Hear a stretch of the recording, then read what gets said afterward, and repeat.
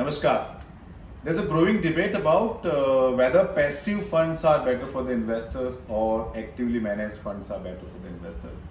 And various reasons are given, and one of the most important reason given is that this is what has worked in Western world, so invariably this will also work in India.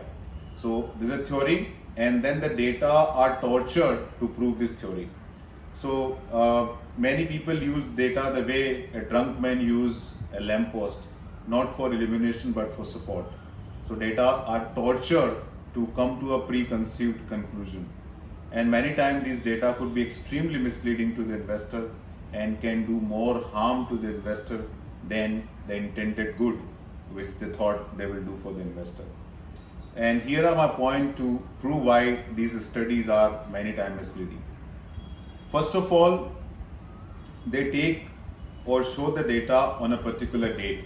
So 31st March or 31st December or whenever they find these studies are in their favor, only at that time these studies or results are published. It is not done on consistent basis and it is not done on the rolling return basis. A better thing to do is to show rolling return and then show how actively managed fund on a rolling return basis has underperformed or outperformed. The second thing, which is very, very important, the comparisons are being made with TRI, Total Return Index. Now, TRI is an imaginary thing. Nobody gets TRI. Nobody gets to invest in TRI. So, alternate to look at, if you don't want to participate in the actively managed fund, then look at the passively managed fund. And what is a passively managed fund? An index fund. So right thing to do when you do comparison of actively managed fund, definitely show TRI, but also show the category average of the index fund, then the study would be little more meaningful. Now, when someone say 30%, 50%, 70% funds underperform the benchmark, it is very interesting to know 100% of the index fund has underperformed the benchmark, but no study say that kind of thing. So in my opinion, this is not fair. The third point is that they pick one benchmark. It could be Sensex, it could be Nifty, it could be Nifty 100, it could be Sensex 100. So, and interestingly, all these benchmark will give different performance at different point of time. So when you do a study and you look at all the benchmarks and you pick which benchmark has done the best, and then you pick that benchmark and then do comparison of all the actively managed fund. I think it is not fair. What is the right thing to do is to pick the benchmark of that particular fund only and then show the performance of that fund against the benchmark and also the index fund in that category. I think that will be much more meaningful to the investor. Fourth thing, they are doing comparison of flexi cap and multi cap. Now the whole flexi cap and multi cap has gone through a categorization change. First happened in 2018 and second happened pretty recently. So they are fund which were not even flexi cap fund, but today they are flexi cap. They were not multi cap, but today they are multi cap fund. All this happened in last couple of years. So there's no point doing a 3-year or 5-year or 10-year comparison, even not even meaningful to do 1-year comparison. Right thing to do is from 1st April 2021, now we have a standardization and now it is much better to do comparison going forward. One more thing they do is that they don't give asset weightages. So suppose there are 10 funds in the category and 8 funds are outperforming and 2 funds are underperforming or vice versa, they show 80% or 20%. But they give equal weightage to 30,000 crore fund and 40 crore fund.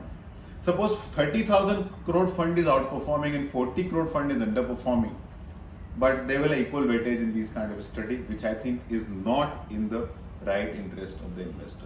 So these are the basic premises. Now let's look at examine the data. So here are the data from my side. These data are for March 31st, 2021. So I looked at large cap, 1 year back, 3 years, 5 years, 10 years performance. So if you look at large cap as a category, first look at Nifty TRI return. 1 year, last 1 year, 73.91%, 3 year, 14.07%, 5-year 14.59%, and 10-year 11.10% annualized over the corresponding period. Now look at the return of index fund in the same category. 1 year 71.82, 3 years 13.12%, 5 year 13.46%, and 10 year 10%. So one thing is very clear, index funds has consistently underperformed the TRI, but no study will tell you that. Then you look at actively managed fund, what they have done. So last 1 year, the entire category average of actively managed large cap fund is 64.29%, 3 year 11.11%, 5 year 12.45%, and a 10-year period 11.09%. So yes, over a 10-year period, large cap actively managed fund has outperformed the passive fund and also gave neck to neck return compared with TRI. Now look at the data for the mid and small cap. Same time period, mid cap TRI last 1 year return 100.63%, last 3 years 8.38%, last 5 year 13.72%, and last 10 year 12.67%. Now look at the return of the underlying index fund or similar kind of index fund. 1 year 74.74%, 3 years 5.58%, 5 years 12.17%, and 10 year 11.52%. And now look at the return of the actively managed mid cap fund during this corresponding period. So 1 year 86.16%, 3 year 10.74%, 5 year 14.49%, and 10 year 15.34%. So compare with index that delivered almost 3.5% more compared to TRI that delivered close to 2.5 to 3% annualized more. If you look at the number for the small cap, the story is very similar. Small cap TRI last 1 year 123.5%. Index fund small cap 118.35%. So massive 5% underperformance. Category average 106%. Now we look at 3-year data. TRI 3.85%. Index fund 8.05%. Sorry, let me rephrase the number. Small cap TRI 1 year is 123.5%. Index fund has delivered 106% return, so massive 18% underperformance. Small cap category delivered 118% return. If you look at 3-year data, small cap TRI 3.85%, but actively managed fund 8.05% annualized. 5-year period 12.11% for TRI, actively managed fund 14.41%, and for a 10-year period TRI is 11.3% and index fund is 15.3%. So for a 10-year period, if you had a 1 lakh rupees and you invested in a small cap or mid cap index fund, or you invested in a category average, the return generated by small and mid cap funds over a 10-year period is at least 2 times more than passively managed funds. So this is about mid and small cap. And now let me come to the large cap.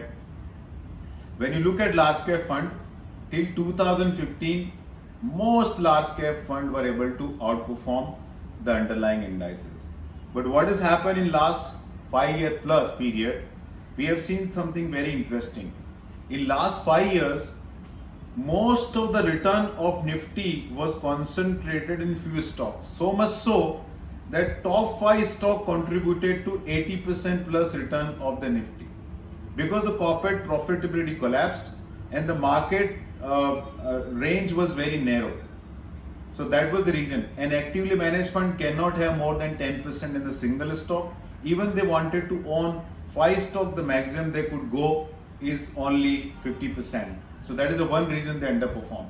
But now going forward, we believe that when the economy activity is much more broad-based, corporates are getting their pricing power and GDP is going to expand. During this phase, we'll see more and more actively managed fund able to outperform the indices.